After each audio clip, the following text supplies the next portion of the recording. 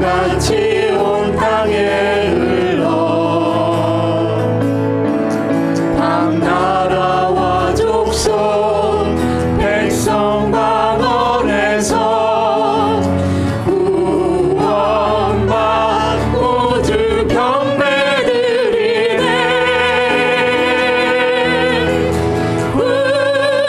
구원하심이 보좌에 앉으신 우리 하나님과 어린 양께 있도다. 구원하심이 보좌에 앉으신 우리 하나님과 어린 양께 있도다.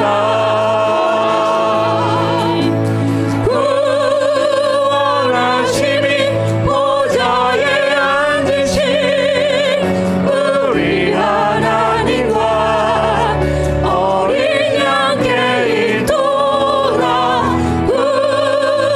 구원하심이 보좌에 앉으신 우리 하나님과 어린 양께 있도다. 모든 영광과 존귀와 능력 받으소서. 주님 받으소서. 영광과 존귀와 능력 받으소서. 받으소서. 그리스도 살아계신 하나님, 모든 영광과 존귀와 능력 받으소서. 주님 받으소서. 영광과 존귀와 능력 받으소서. 받으소서. 그리스도 살아계신 하나님.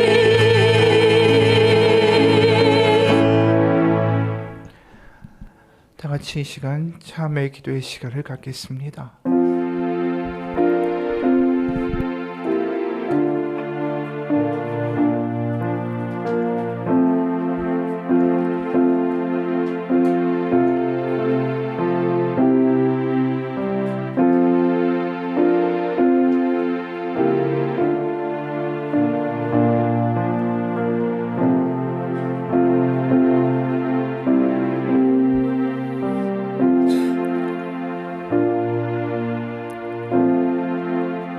하나님, 이 시간 주간을 돌아보며 나아갑니다. 일주일의 시간이 마치 손에 쥔 모래처럼 우리의 손아귀에서 다 사라져버리고 우리의 삶 가운데 정말 뜨겁게 사랑하고 뜨겁게 용서하고 격려하고 생명을 주었던 시간들이 있었는가 다시 한번 돌이켜봅니다. 그저 시간이 흘러가는 대로 나의 몸을 맡기고 느껴지는 대로 화내고 보여지는 대로 판단하고 분노하며 정죄하며 나의 욕심과 나의 생각을 가지고 달려가기만 했던 한 주간 아버지 앞에 이 시간 회개하며 내려놓으니 하나님, 우리의 삶 가운데 우리의 마음 가운데 하나님 정결한 마음을 허락하시고 다시 한번 하나님 살아계시다, 우리 가운데 하나님이 우리를 돌보신다는 믿음 가운데 설 수 있도록 이 시간 우리의 심령을 오직 예수 그리스도의 보혈의 능력으로 정결케 하여 주옵소서. 예수 그리스도의 이름 받들어 기도합니다. 아멘. 고치시고 싸매시고 치료하신 하나님, 우리의 모든 것을 아시며 이 시간 통회하는 심령을 불쌍히 여기신 하나님, 주님 앞에 모자라고 부족하고 연약함으로 섭니다. 떠나갔던 그 탕자를 맞아 기쁨의 잔치를 베푸시는 하나님 아버지의 사랑을 믿음으로 이 시간 고백합니다. 우리를 주님의 자비로운 눈길로 바라보시며 우리 가운데 치유와 회복과 다시 일어섬을 허락하여 주옵소서. 이제 주님 말씀하시는 치유의 선언을 들으시기 바랍니다. 그러므로 이제 그리스도 예수 안에 있는 자에게는 결코 정죄함이 없나니 이는 그리스도 예수 안에 있는 생명의 성령의 법이 죄와 사망의 법에서 너를 해방하였음이라. 아멘.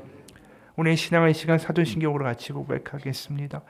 나는 전능하신 아버지 하나님 천지의 창조주를 믿습니다. 나는 그의 유일하신 아들 우리 주 예수 그리스도를 믿습니다. 그는 성령으로 잉태되어 동정녀 마리아에게서 나시고 본디오 빌라도에게 고난을 받아 십자가에 못 박혀 죽으시고 장사된 지 사흘 만에 죽은 자 가운데서 다시 살아나셨으며 전능하신 아버지 하나님 우편에 앉아 계시다가 거기로부터 살아있는 자와 죽은 자를 심판하러 오십니다. 나는 성령을 믿으며 거룩한 공교회와 성도의 교제와 죄를 용서받는 것과 몸의 부활과 영생을 믿습니다. 아멘. 우리 자리에 앉으면서 옆에 분과 인사하겠습니다. 주님의 평강이 함께 하십니다.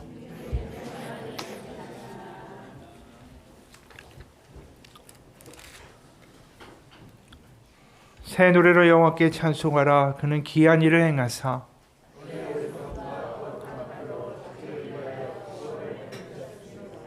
여호와께서 그의 구원을 알게 하시며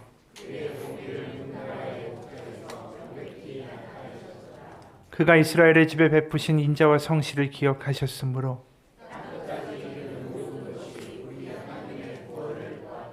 온 땅이여 여호와께 즐거이 소리칠지어다. 수금으로 여호와를 노래하라. 나팔과 후각 소리로 왕이신 여호와 앞에 즐겁게 소리칠지어다.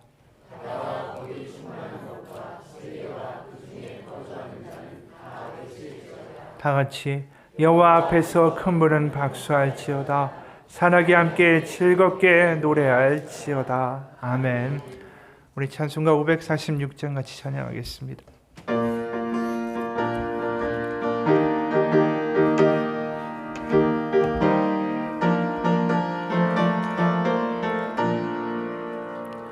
주님 약속하신 말씀 위에서 영원토록 주를 찬송하리라. 소리 높여 주께 영광 돌리며 약속 믿고 굳게 서리라.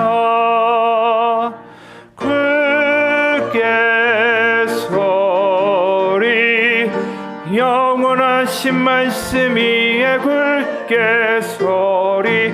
굳게 서리 그 말씀 위에 굳게 서리라.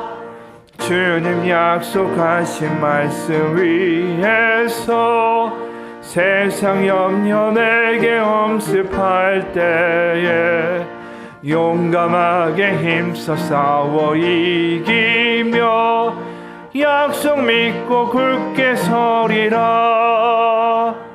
굳게 서리 영원하신 말씀 위에 굳게 서리. 굳게 서리 그 말씀 위에 굳게 서리라. 주님 약속하신 말씀 위에서 영원하신 주의 사랑 힘있고 성령으로 힘써 싸워 이기며 약속 믿고 굳게 서리라. 굳게 서리 영원하신 말씀 위에 굳게 서리. 굳게 서리 그 말씀 위에 굳게 서리라. 주님 약속하신 말씀 위에서 성령 인도하는 대로 행하며 주님 품에 항상 안식 얻으며 약속 믿고 굳게 서리라. 굳게 서리 영원하신 말씀 위에 굳게 서리. 굳게 서리 말씀 위에 굳게 서리라.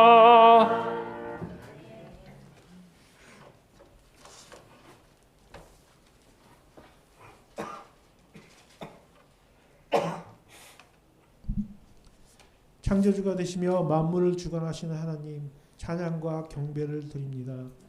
우리들을 지명하시고 구원하셔서 예수 그리스도의 보혈의 경로로 대속하시고 성결케 하시고 구원과 영생의 선물을 주신 은혜와 사랑에 감사드립니다.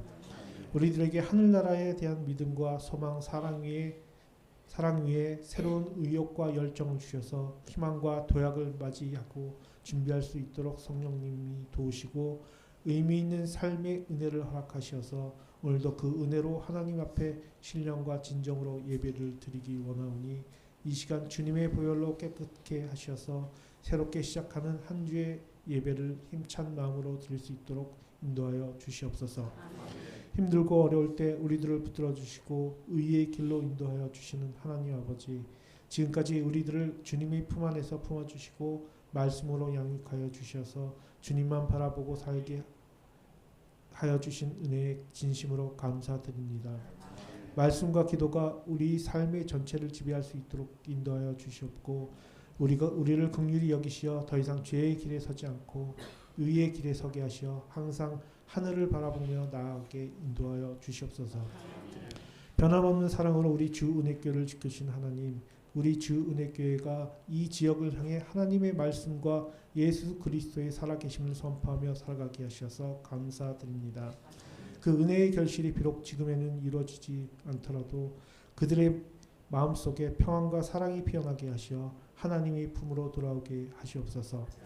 그리고 주일마다 교회 각 부서에서 받은 달란트대로 열심히 일한 모든 주은혜교회 가족들에게도 하나님의 크신 복으로 은혜를 덧입혀 주시어서 지치지 않는 힘과 성령의 충만함으로 계획한 일들을 믿음으로 이행하는 우리 주은혜교회 성도들이 하나님 안에서 하나 되게 하시옵소서. 하나님, 대한민국과 교회의 미래는 주 안에서 자라나고 있는 다음 세대에게 있습니다. 모든 아이들이 주님의 품 안에서 절대 벗어나지 않도록 기도하고 예배하는 어린이들을 지켜내는 주 은혜교회가 될 수 있도록 인도하여 주시옵소서. 지금 이 시간 전국에서 드리는 유치부, 주일학교, 청소년 예배들이 주 안에서 온전한 예배가 되도록 모든 성도님들의 끊이지 않는 기도하는 교회가 되게 하시고 평강을 누리며 청소년들은 주님이 주시는 위로와 비전으로 가슴이 뛰게 하시며 유아, 주일학교 어린이들은 주님의 사랑 안에서 기쁨으로 성장하는 어린이들이 되기를 간절히 기도드립니다. 이 시간 우리들을 위하여 말씀을 전하신 양성무 목사님에게 지혜와 말씀의 능력을 주셔서 하나님의 말씀을 선포하게 하시고 그 말씀을 듣는 우리들에게는 항상 평안과 사랑이 넘쳐나게 하시어 항상 기뻐하고 기도하고 범사에 감사하고 사랑이 넘쳐나는 생활을 허락하여 주시옵소서. 예배를 위하여 수고하시는 손길들을 기억하여 주시고 그들의 노고가 하나님의 기쁨이 되는 영광의 자리로 인도하시고 또한 이 자리에 나오지 못한 주 은혜교회 식구들에게 항상 가슴속에 평안함을 허락하시어서 언제 어디에 있든지 우리는 하나님 나무의 한 뿌리 한 가지이오니 항상 하나님과 함께 살아가는 우리들이 되게 인도하여 주시옵소서. 이 예배가 마칠 때까지 주님께서 이 자리에 임재하시고 우리의 예배를 기쁘게 받아주시기를 바라옵고 우리 주 예수 그리스도 이름으로 기도합니다.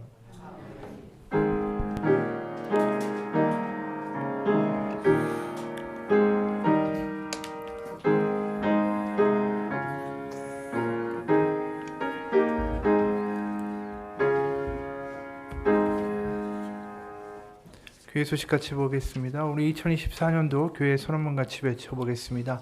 일어나라 빛을 발하라.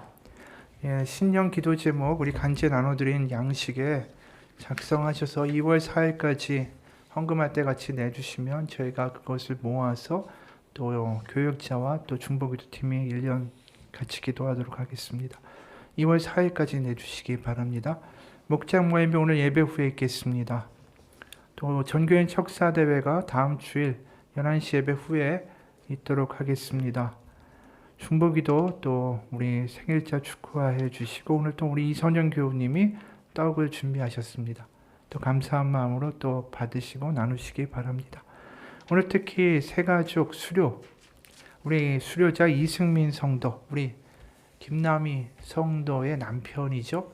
오늘 새가족 과정을 마치고 오늘 수료식 진행하도록 하겠습니다. 잠깐 앞으로 나와주세요.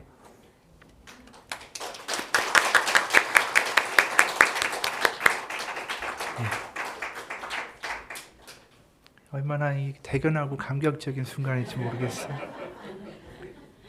수료증 이승민. 위의 사람은 본교회 새가족 교육 모든 과정을 마쳤으므로 이 증서를 드립니다. 2024년 1월 28일 주은혜교회 담임 목사 양성부.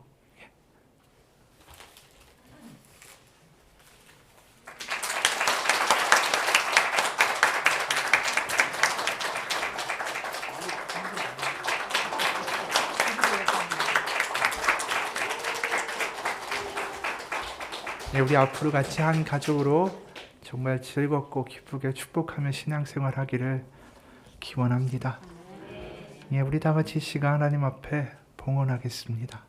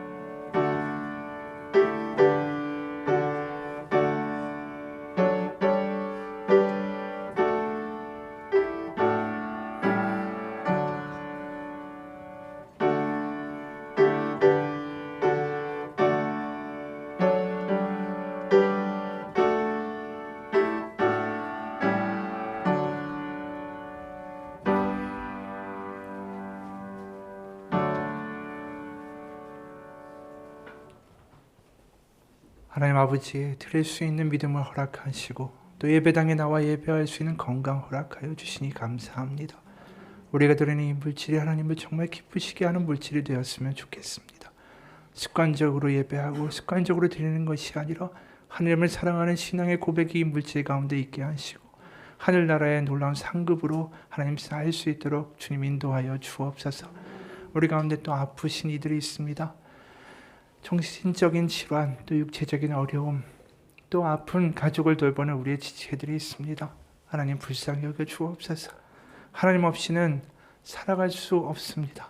하나님의 도움과 하나님의 긍휼 없이는 살아갈 수 없사오니 하나님의 강한 오른팔로 그들을 부축해 주시고 일으켜 세워 주시고 고치시고 다시 한번 하나님 일어나서 이 예배당에서 같이 예배할 수 있도록 주님 인도하여 주옵소서. 또 경제적으로 어려운 시기를 지나가고 있습니다. 말 못할 고민을 가지고 있는 그 직장 생활과 또 사업들을 하는 우리의 지체들이 있습니다. 어려우면 어려울수록 하나님 더 바라보게 하시고 어려울 때에 형통케 하신 하나님의 역사들을 그 삶 가운데 맛보아 간증할 수 있는 우리의 공동체가 되게 하여 주옵소서. 예수님 이름 받들어 기도합니다. 아멘. 오늘 하나님께서 우리에게 주신 말씀은 창세기 3장 1절에서 10절까지의 말씀입니다. 하나님의 말씀을 봉독합니다. 그런데 뱀은 여호와 하나님이 지으신 들짐승 중에 가장 간교하니라. 뱀이 여자에게 물어 이르되 하나님이 참으로 너희에게 동산 모든 나무의 열매를 먹지 말라 하시더냐. 여자가 뱀에게 말하되 동산 나무의 열매를 우리가 먹을 수 있으나 동산 중앙에 있는 나무의 열매는 하나님의 말씀에 너희는 먹지도 말고 만지지도 말라 너희가 죽을까 하노라 하셨느니라. 뱀이 여자에게 이르되 너희가 결코 죽지 아니하리라. 너희가 그것을 먹는 날에는 너희 눈이 밝아져 하나님과 같이 되어 선악을 알 줄 하나님이 아심이니라. 여자가 그 나무를 본즉 먹음직도 하고 보암직도 하고 지혜롭게 할 만큼 탐스럽기도 한 나무인지라. 여자가 그 열매를 따먹고 자기와 함께 있는 남편에게도 주매 그도 먹은지라. 이에 그들의 눈이 밝아져 자기들이 벗은 줄을 알고 무화과나무 잎을 엮어 치마로 삼았더라. 그들이 그날 바람이 불 때 동산에 거니시는 여호와 하나님의 소리를 듣고 아담과 그의 아내가 여호와 하나님의 낯을 피하여 동산 나무에 숨은지라. 여호와 하나님이 아담을 부르시며 그에게 이르시되 네가 어디 있느냐 이르되 내가 동산에서 하나님의 소리를 듣고 내가 벗었으므로 두려워하여 숨었나이다. 아멘. 하나님의 말씀입니다.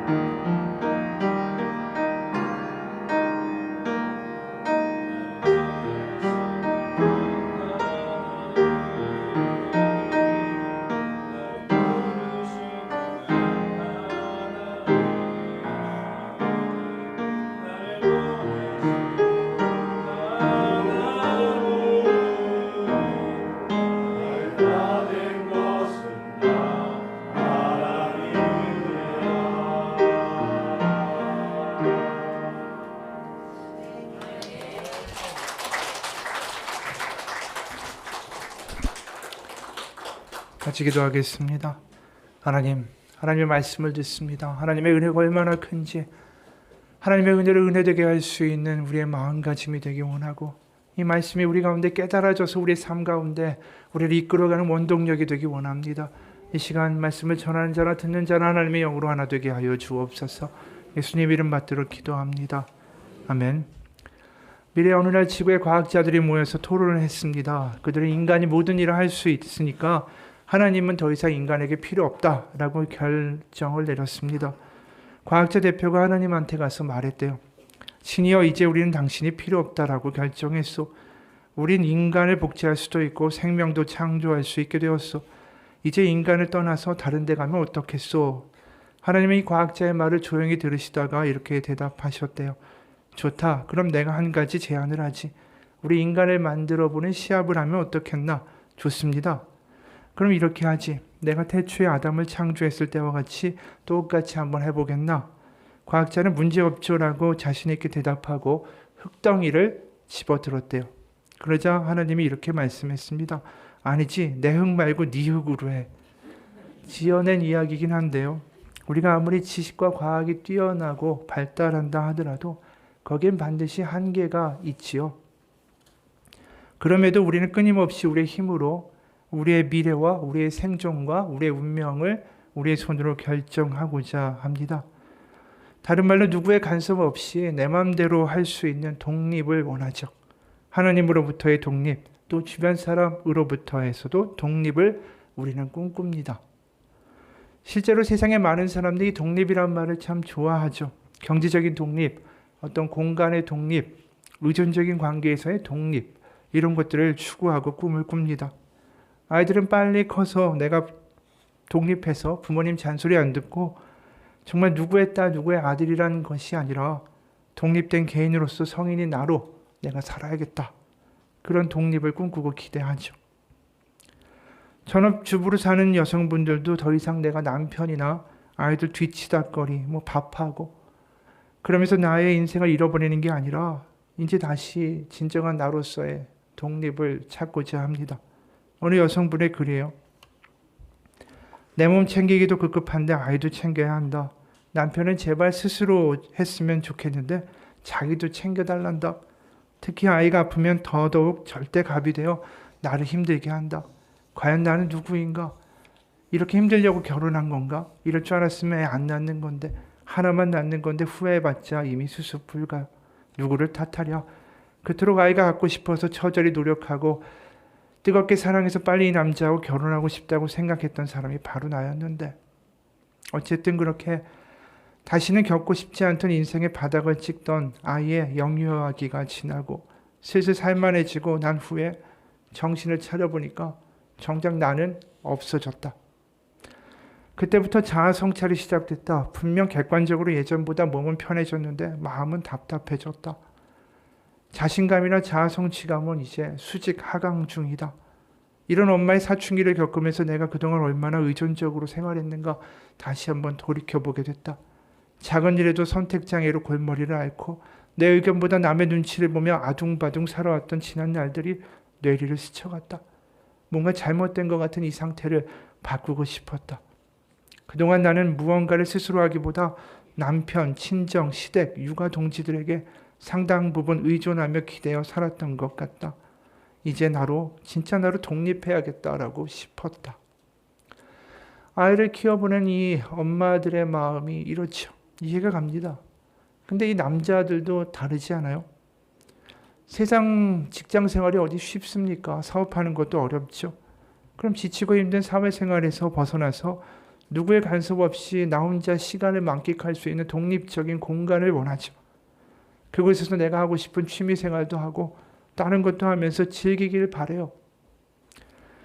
가만히 보면 가장인 아빠도 아내인 또 엄마도 아이들도 다 오롯이 뭔가 독립적인 시간과 공간을 갖기를 원하는 마음들이 다 있다는 것을 우리는 보게 되죠. 누군가를 위해서 또 세상을 위해서 또 주변을 위해서 열심히 살았지만 뭔가 나를 위해 나 혼자 오롯이 설 수 있는 독립의 시간을 갖고 있고 공간을 갖고 싶다라는 생각들은 다 하기 마련입니다. 누구나 삶 속에서 그런 것들을 원하는데 그 독립하고 싶은 마음들을 한마디로 바꾸면 이런 마음 같아요. 이제 좀 주변에 끌려다니지 않고 좀 내 마음대로 좀 하고 싶다라는 순간이 바로 독립하고 싶다라는 마음의 뒤에 있는 것 같습니다. 사실 그런 인물들 중에 대표적인 인물로 우리가 성경에서 찾을 수 있는 사람이 누굴까요? 누가복음 15장에 나와 있는 탕자죠. 우리가 아는 것처럼 이 사람은 둘째 아들입니다. 근데 그가 살아있는 아버지한테 유산을 미리 달라고 이야기를 해요. 이게 지금 우리가 보기에도 좋지 않아 보이는데 고대 사회에서 이런 행위는 아주 끔찍한 행위입니다. 아버지, 당신은 나에게 이미 죽은 존재입니다. 그러니까 유산을 주십시오. 나 이제 당신과 연을 끊겠습니다. 이런 모습에 주변에서 혀를 끌끌 차는데도 불구하고 이 아버지는 이 아들에게 재산을 띄워주죠. 그리고 그 아들은 돈을 가지고 와, 나 이제 독립이다. 그래서 어떤 반응을 보입니까? 무슨 다른 동네라고 말하고 있지도 않아요. 어디로 갔다고 얘기합니까? 아주 먼 나라로 갔다라고 이야기해요. 그러니까 얼만큼 이 아버지가 간섭하고 이야기하는 게 싫었는지가 여기서 역으로 드러나는 거죠. 그러면서 자신이 바라왔던 자유와 독립을 마음껏 만끽합니다. 그게 누가복음 15장 13절이에요. 그 며칠이 안 되어 둘째 아들이 재물을 다 모아가지고 먼 나라에 가 거기서 허랑방탕하여 그 재산을 낭비하더니. 사실은 우리가 둘째 아들이 참 문제가 많다, 불효자다라고 이야기하지만 이런 모습들이 사실 우리의 모습이기도 하죠. 우리 주변에서 얼마나 많이 보는 모습입니까? 정말 돈 받아가지고 내가 돈만 있으면 독립해서 나 혼자 아무런 연락 없이 간섭 없이 살아야겠다. 우리가 오늘 창세기 본문을 읽었는데 이것도 사실은 근본적으로 마찬가지 이야기를 하고 있어요. 탕자가 아버지에게서의 독립을 바랬다면 아담과 하와는 누구에게서의 독립을 바란 겁니까? 하나님으로부터의 독립을 꿈꾼 거죠. 뱀이 여자에게 와서 먼저 묻습니다. 하나님이 참으로 너에게 동산의 모든 나무의 열매를 먹지 말라 하시더냐. 원래 하나님이 그들에게 주신 말씀은 창세기 2장 16, 17절인데 내용이 다릅니다. 하나님은 그들에게 모든 열매를 먹지 말라고 하신 적이 없어요. 16, 17절 동산 각종 나무의 열매는 네가 임의로 먹되 선악을 알게 하는 나무의 열매는 먹지 말라. 네가 먹는 날에는 반드시 죽으리라. 그러니까 모든 것을 다 먹고 선악과만 먹지 말라고 하셨는데 뱀은 이 말씀을 의도적으로 뒤틀어서 말하고 있는 거예요. 하나님은 선악과 빼고는 다 먹을 수 있는 자유를 주셨는데 뱀의 말은 나무의 열매는 다 먹지 말라고 하시더냐. 하나님을 굉장히 간섭하고 통제가 심한 분으로 탈바꿈을 시켜서 이야기를 하는 거죠. 그러니까 한마디로 이 하와의 마음에 어떤 것을 부채질하냐 하면 하나님이 그렇게 간섭이 심하시니 이 불만을 자꾸만 조장하는 거죠. 그러자 하와의 답이 이렇습니다. 동산 나무의 열매를 우리가 먹을 수 있으나 동산 중앙에 있는 나무의 열매는 하나님의 말씀에 너희는 먹지도 말고 만지지도 말라. 너희가 죽을까 하노라 하셨느니라. 하와가 이 하나님의 말씀을 그대로 전한 건가요? 아닙니다. 하나님은 그저 선악과를 먹으면 죽을 것이다 라고 말씀하셨는데 지금 하와는 뭐라고 이야기하죠? 하나님이 먹지도 말고 만지지도 말라고 하셨다라고 과장되어 이야기하고 있는 거예요. 그러니까 하와가 이미 뱀이 이 계략을 짜서 불만을 자꾸만 조장하려는 거기에 반쯤 넘어간 거죠. 결국 이 만지지도 말라라고 하셨다라고 이야기한 건 결국 무슨 이야기입니까? 그 뒤에 숨겨진 속내를 보면 그래 뱀 너의 말대로 하나님이 좀 간섭이 심하시긴 해 이렇게 말한 거예요. 그 말에 뱀은 직접적인 유혹을 던지죠. 그게 오늘 본문의 4, 5절입니다. 뱀이 여자에게 이르되 너희가 결코 죽지 아니하리라. 너희가 그것을 먹는 날에는 너희 눈이 밝아져 하나님같이 되어 선악을 알 줄 하나님이 아심이니라. 이 이야기는 한마디로 요약하면 이겁니다. 야, 너 네 맘대로 해도 돼. 너 독립할 수 있어.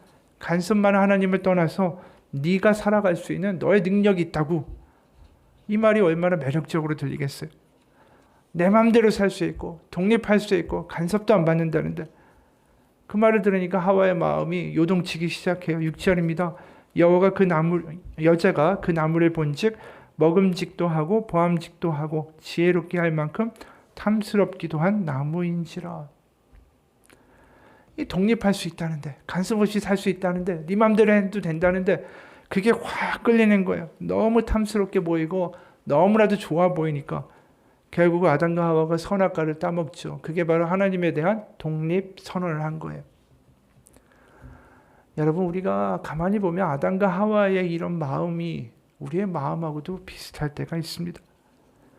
우리는 다 어떤 간섭이나 통제나 아픔이나 그런 거 없이 내 마음대로 살아갈 수 있는 독립적인 삶, 그런 삶이 누구에게도 탐스럽고 보암직하고 또 그럴싸하기 때문이죠.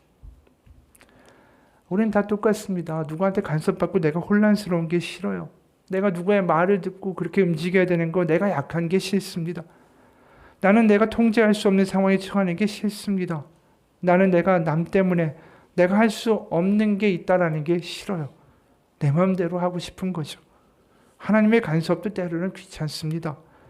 주일에 힘든데 왜 교회 가서 그렇게 살아야 된다, 저렇게 살아야 된다 이야기를 듣고 속박을 받아야 돼요. 내 마음대로 좀 하고 싶어요. 가뜩이나 내 마음대로 안 되는데 좀 자유롭게 살고 싶고 독립되어 살고 싶어요. 그러다 보니까 사람들이 뭘 원합니까? 자신에게 독립과 자유를 줄 것 같은 돈, 성공, 뭔가 직업 이런 것들을 원하죠. 그 뒤에 보면 다 생각은 똑같아요. 내가 그 직업과 돈과 성공을 가지면 내 자유가 있고 내가 독립된 생활을 할 수 있고 누군가의 간섭도 받지 않고 마음대로 할 수 있다. 그래서 탕자도 아버지에게 돈 달라고 그런 거잖아요. 그것만 있으면 나는 잔소리 안 들어도 돼. 그런데 여러분 한번 생각해 보면 이 독립, 진정한 독립이라는 것이 그저 누구의 간섭도 없이 내 맘대로 나 혼자 살아가는 것만을 의미할까요? 그건 아닌 것 같아요. 왜냐하면 독립한다고 해서 어렵고 힘든 일이 우리의 삶 가운데 싹 없어지는 게 아니기 때문입니다. 아무리 돈이 많고 아무리 성공하고 아무리 좋은 직업을 가진 사람이다 할지라도 나이가 들면 몸이 불편해지고 또 누군가의 도움 없이는 거동할 수 없는 때가 오는 거죠. 사업이 잘 되고 내 마음대로 잘 된다, 와 이런다 그렇게 생각하는 순간에 갑자기 예상치도 않은 일들이 갑자기 폭탄처럼 터지는 게 인생이에요.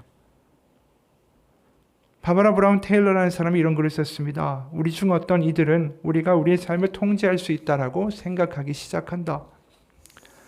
우리는 성년에 이르고 앞으로 장래일을 꿈꾸고 결정한다. 은행 계좌를 열고 향후 5년을 향한 계획을 세운다. 비타민도 챙겨 먹고 일주일에 3번씩 체육관에서 운동도 한다. 2년 터울로 자녀도 두고서 책에 쓰여있는 대로 잘 키워나간다. 그런데 이때 열의 9의 경우 모든 일들이 순조롭게 되는 듯 보인다.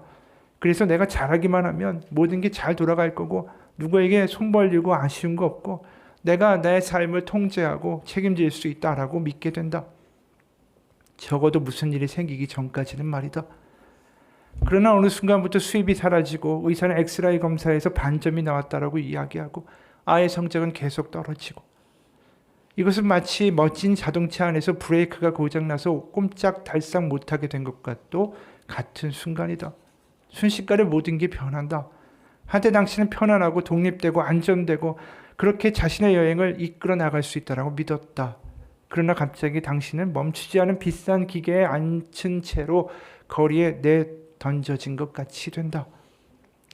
그래서 통제력을 잃어버렸어요. 그것은 잘 살던 잘 나가던 사람들이 좋지 않은 일들이 그들에게 생기면 하는 말이 된다. 여러분 사실 잘 보면 세상에서 말하는 독립, 나 혼자 설 수 있고 나 혼자 잘할 수 있고 누구의 간섭과 누구의 말도 듣지 않아도 돼 이런 이야기는 사실은 허상이에요. 왜냐하면 인간은 절대로 혼자서 살아갈 수 있는 존재가 아니기 때문입니다. 결국 누군가의 관계와 도움 없이는 외롭고 힘들고 쓰러질 수밖에 없는 게 인간이에요. 어려움이 닥치면 흔들리는 게 인간이고 의지할 때를 찾을 수밖에 없는 게 인간이라는 것이죠. 오늘 선악과를 따먹은 다음에 아담과 하와가 제일 먼저 한 게 뭐냐면 두려운 거예요. 두려운 거. 그게 뭘 이야기하는 걸까요? 하나님이나 누군가의 관계없이 혼자 살아간다는 것 자체가 결국 허상이고 거짓이다라는 뜻이죠.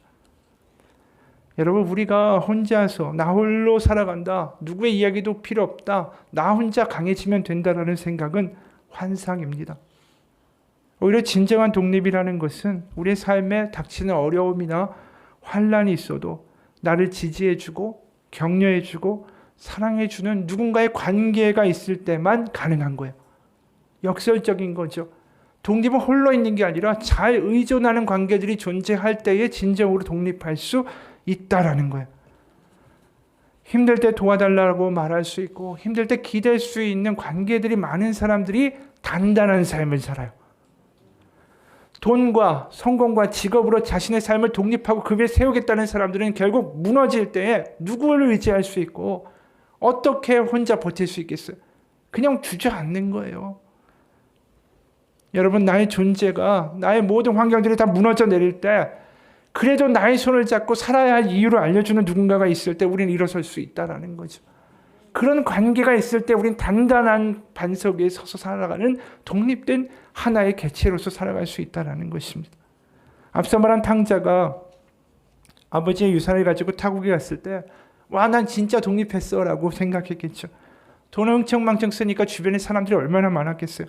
뭐 하나 아쉬웠겠어요? 하나도 아쉽지 않았어요. 근데 돈이 사라지니까 그의 신사가 갑자기 추락하기 시작합니다.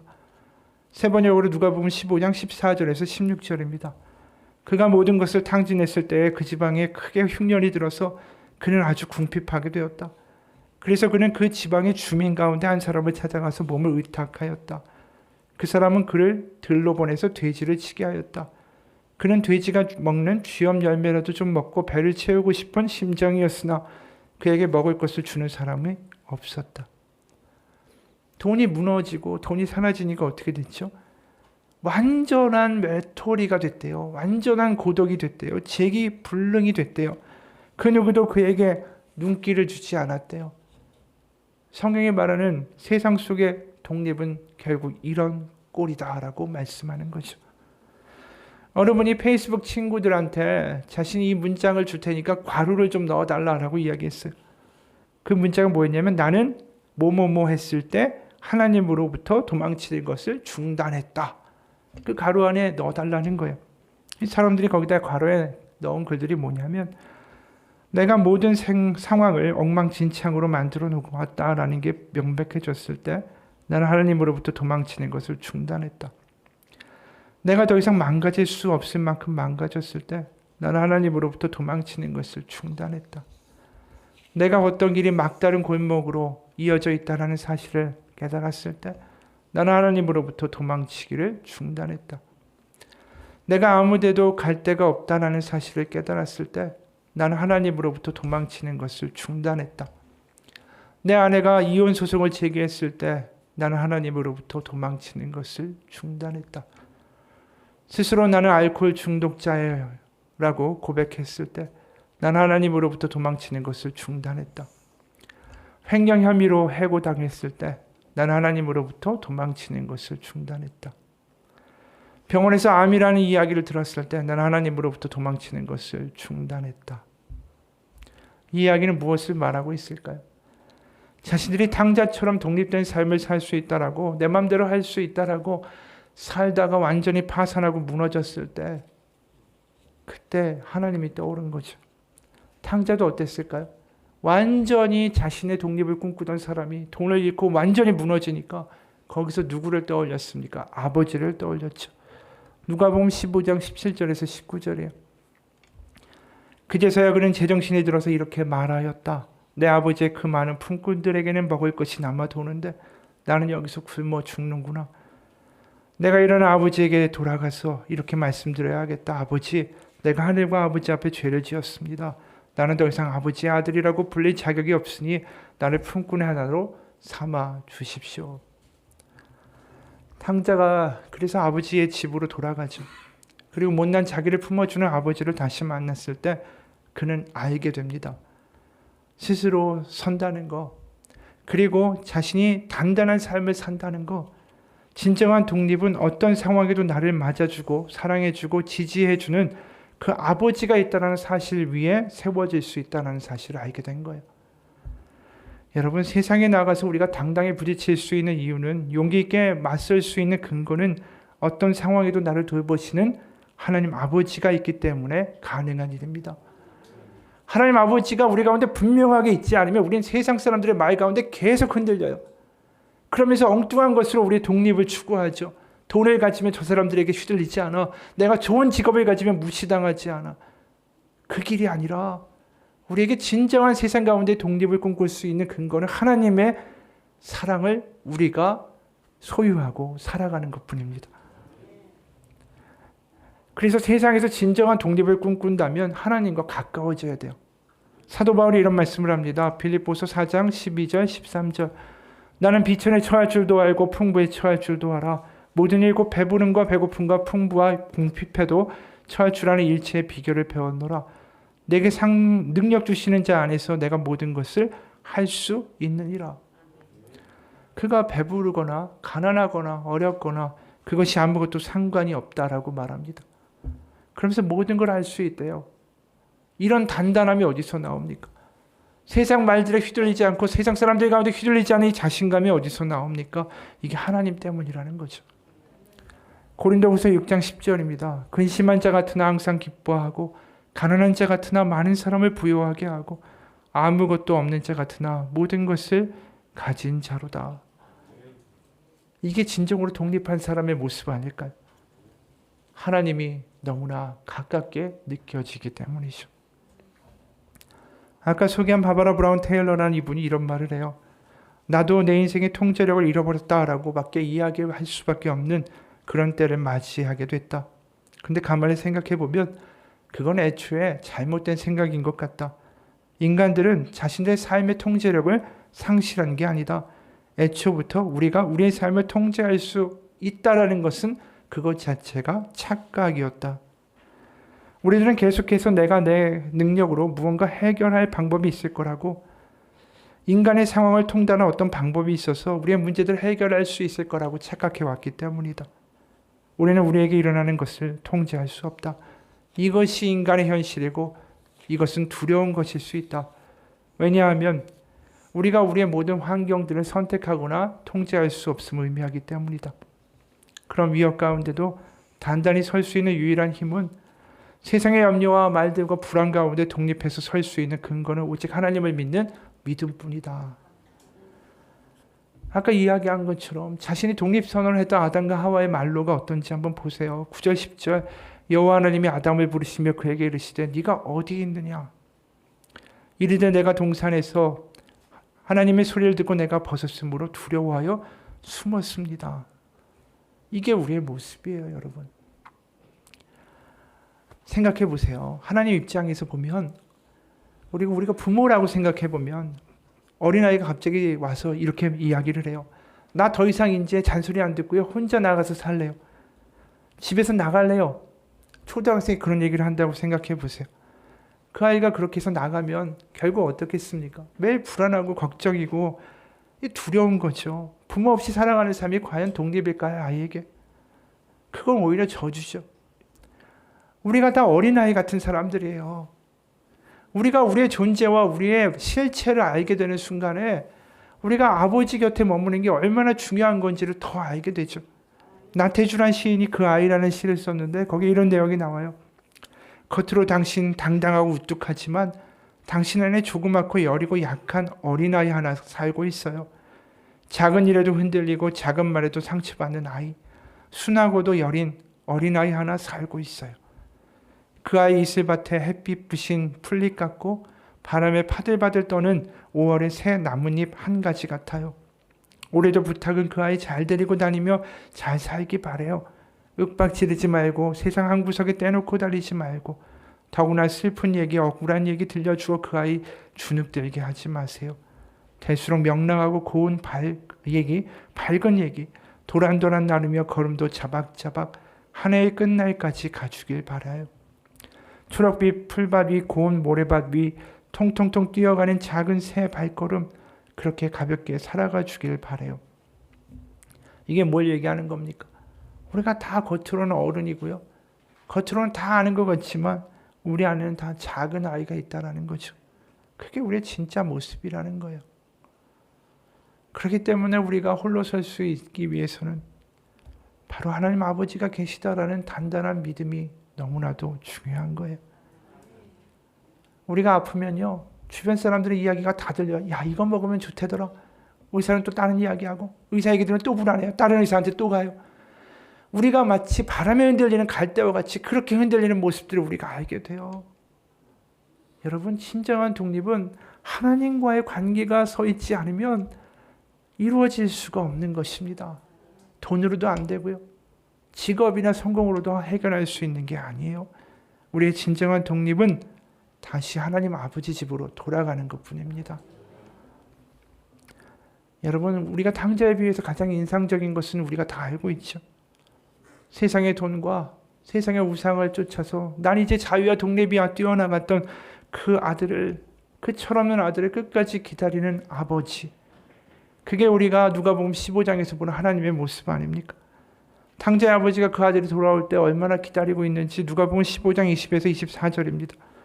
이에 일어나서 아버지께로 돌아가니라. 아직도 거리가 먼데 아버지가 그래 보고 치근히 여겨 달려가 목을 안고 입을 맞추니 아들이 이르되 아버지 내가 하늘과 아버지께 죄를 지었사오니 지금부터는 아버지의 아들이라 이 걸음을 감당하지 못하겠나이다 하나.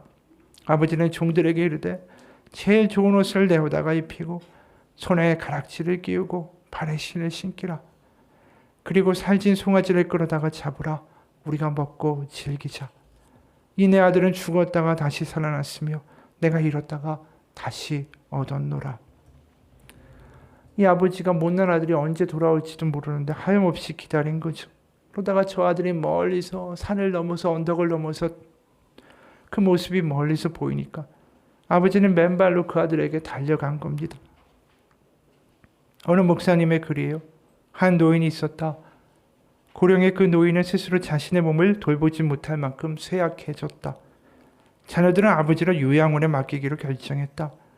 마침 딸이 요양원 근처에 살고 있어서 그녀가 매 주일 오후에 남편과 자녀들을 데리고 노인을 방문하곤 했다.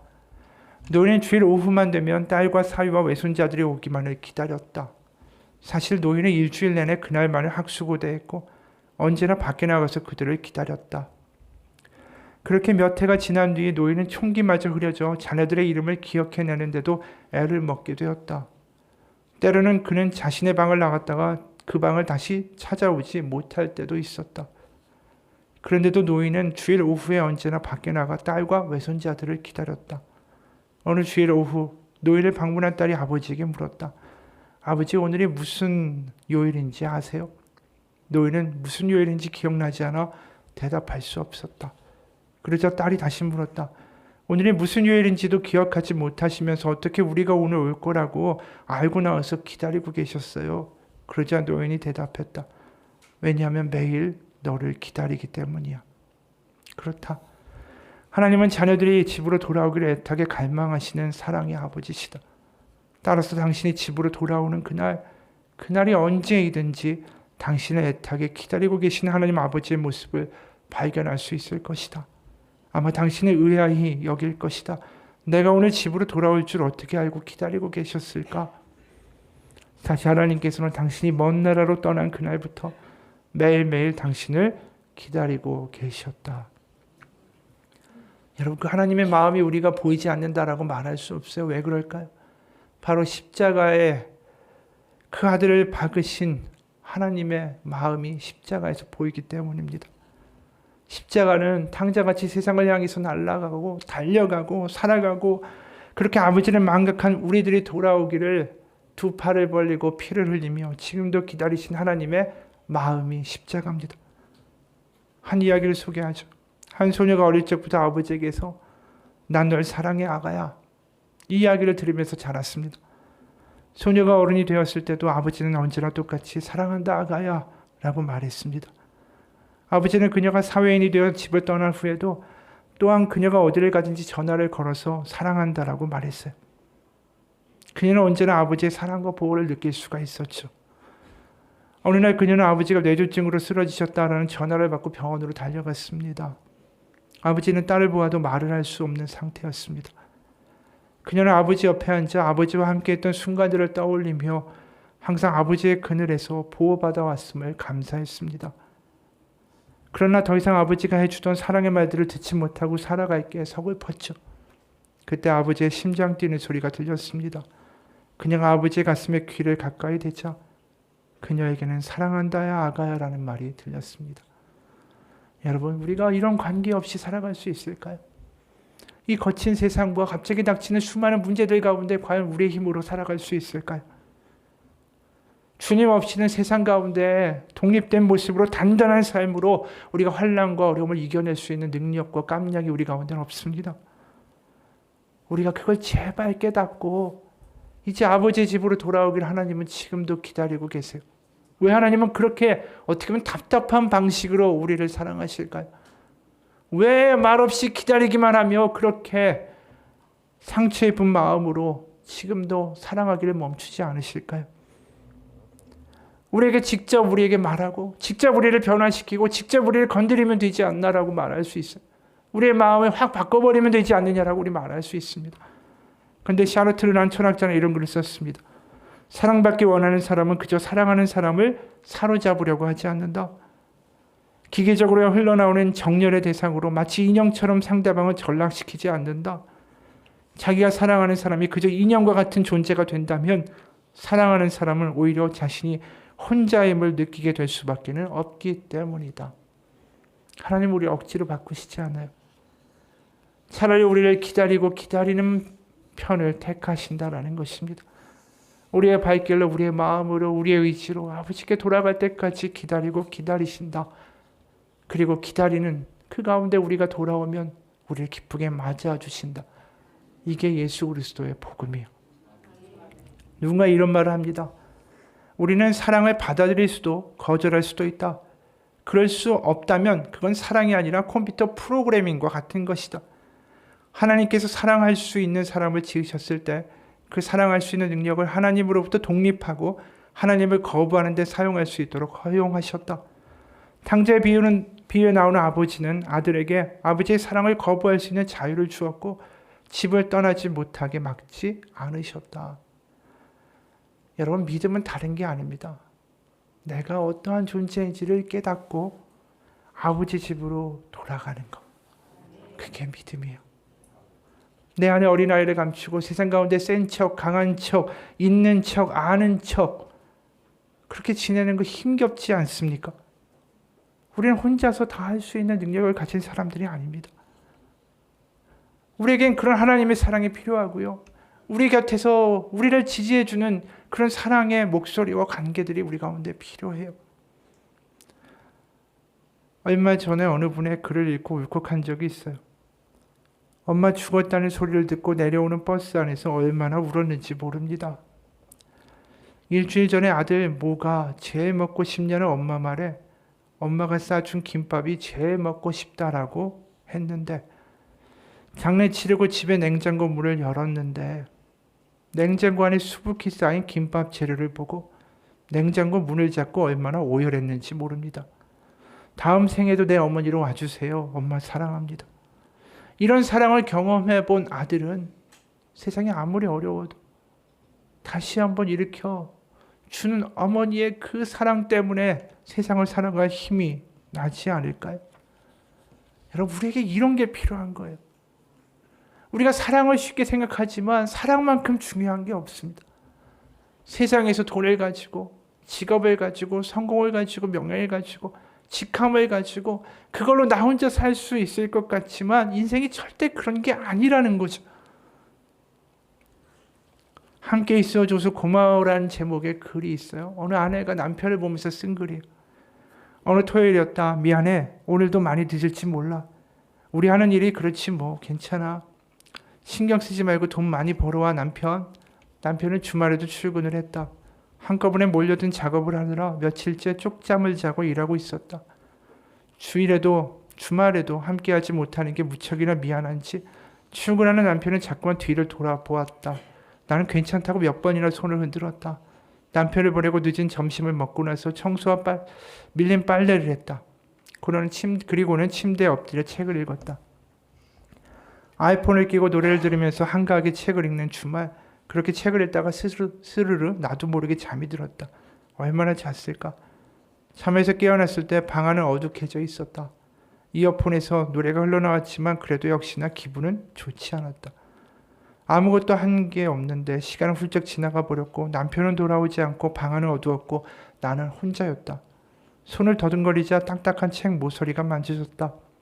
그 채로 가만히 눈을 감고 노래를 들었다. 한참 뒤에 옆으로 돌아 누웠을 때 나는 곁에 누군가 잠들어 있다라는 걸 알았다. 남편이었다. 남편의 이불도 덮지 않고 웅크린 채 잠들어 있었다. 어렴풋이 남편의 얼굴이 보였다. 난 한쪽 이어폰을 뺐다.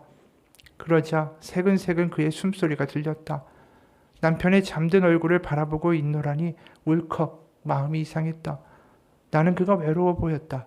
사람이 이렇게 한순간에 쓸쓸해질 수가 있다니. 쓸쓸하고 외로운 건 나뿐만이 아니었구나. 손을 뻗어 그의 얼굴을 만져보았다. 손가락 마디마디 그가 짊어진 삶의 무게와 앞으로 살아갈 불투명한 미래가 만져지는 것 같아 손끝이 저릿했다. 그럼에도 우린 꿋꿋이 살아가겠지. 몇 번이고 텅텅 비어 낯설고 어둑해질 이 세상에서 내가 외로울 땐 당신이 곁에, 당신이 외로울 땐 내가 곁에, 그렇게 우리 함께 살아가겠지.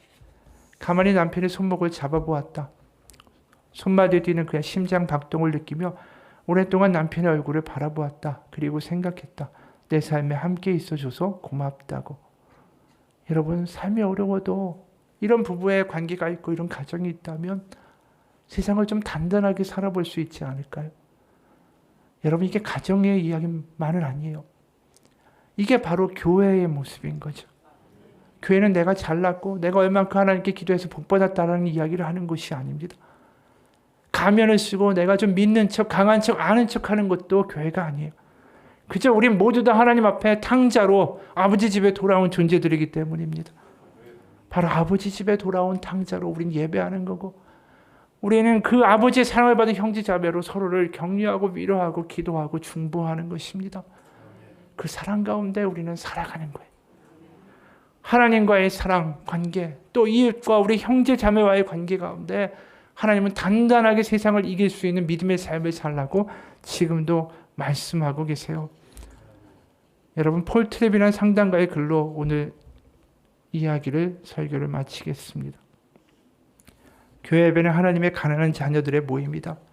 이 모임은 교만과 자기의존과 독재적 능력에 대한 환상, 사람들의 이목에 대한 두려움, 자기의를 내려놓고 겸손히 마음을 열어 도울 능력과 무한한 사랑을 지니신 분께 우리의 필요를 다시 고백하라는 초대의 시간이다. 우리는 하나님이 우리를 기꺼이 채워주신다는 사실을 기억하기 위해 매주 다시 모인다. 하나님은 항상 새로운 자비로 우리를 채워주신다. 하나님은 무한한 사랑으로 우리를 채워주신다. 하나님은 무한한 지혜로 우리를 채워주신다. 하나님은 측량할 수 없는 능력으로 우리를 채워주신다. 하나님은 끝없는 은혜로 우리를 채워주신다. 그러니 두려움이나 죄책감, 수치심으로 무력해지지 않아도 된다. 나는 당신은 이 사실을 계속해서 되새겨야 하며, 그러니 이번 주일에 가난한 영혼들과 함께 다시 예배에 모이라. 믿음으로 손을 들어 아버지의 도움을 받고 그분이 선하고 인자하고 사랑 많고 나를 기다리신다는 사실을 기억해 주는 찬양과 말씀에 푹 잠기라. 그러면서 그분이 그분의 자녀를 아끼시며 그들의 필요를 외면치 않으신다는 사실을 마음에 새기며 예배하고 살아가라.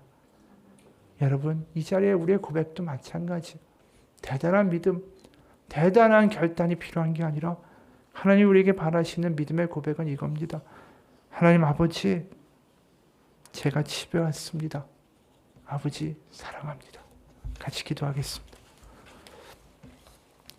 하나님, 세상 가운데 홀로 남에게 말 듣고 무시당하지 않으려고 하나님 저 돈 주세요. 하나님 성공 주세요. 하나님 직업 주세요. 하나님 이렇게 되게 해주세요라고 하나님 앞에 마치 철없는 어린아이처럼 아버지에게 유산을 달라고 이야기하는 탕자처럼 그렇게 지금도 하나님을 믿고 있는 우리를 하나님 용서하여 주옵소서. 하나님 돈만 주면 저 마음대로 살래요. 하나님 그렇게 엉뚱한 것을 바라며 기도하는 우리의 모습입니다. 우리의 못난 것, 우리의 어린아이와 같은 모습을 아직도 깨닫지 못하고 엉뚱한 것만 구하며 살아가는 우리를 지금도 불쌍히 여기시고 기다리시고 기다리고 기다리시는 하나님 아버지가 우리에게 있습니다. 하나님, 우리가 예배드리며 다른 것 하지 않기 원합니다. 하나님 아버지, 제가 집에 왔습니다. 집에 돌아왔습니다. 아버지 사랑합니다. 우리를 기다리시는 하나님, 그 하나님의 사랑을 우리가 감격하고 경험하고 소유하며 우리의 믿음의 서로의 공동체가 되어 서로를 사랑하고 서로를 격려하며 중보하며 위로하며 그 사랑의 반석 위에서 세상에 단단하게 살아갈 수 있는 우리의 삶이 되게 하여 주옵소서. 살아계신 우리 주 예수 그리스도의 이름 받들어 기도합니다. 우리 같이 기도하겠습니다.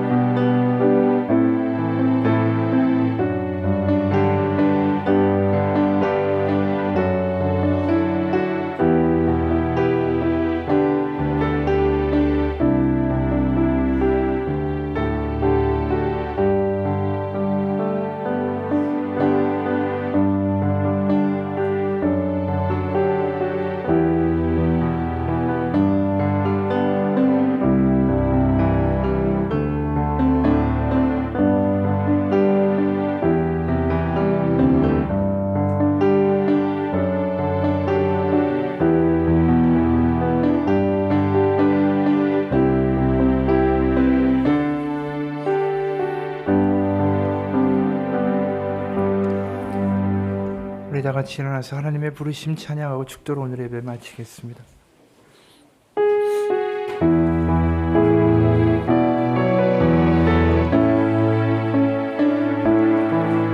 하나님의 부르심에는 후회하심이 없네. 내가 이 자리에 선 것도 주의 부르심이라. 하나님의 부르심에는 결코 실수가 없네. 나를 부르신 하나님의 신실하심을 믿네. 작은 나를 부르신 뜻을 나는 알 수 없지만 오직 감사와 순종으로 주의 길을 가리라. 때론 내가 연약해져도 주님 날 도우시니 주의 놀라운 그 계획을 나는 믿으며 살리. 날 부르신 뜻 내 생각보다 크고 날 향한 계획 나의 지혜로 측량 못하나. 가장 좋은 길로 가장 완전한 길로 오늘도 날 이끄심 믿네. 날 부르신 뜻 내 생각보다 크고 날 향한 계획 나의 지혜로 측량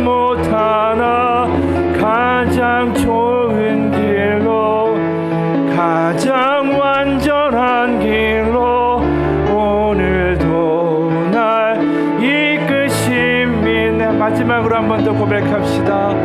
날 부르신 뜻 내 생각보다 크고 날 향한 계획 나의 지혜로 측량 못하나 가장 좋은 길로 가장 완전한 길로 오늘도 날 이끄심 믿네.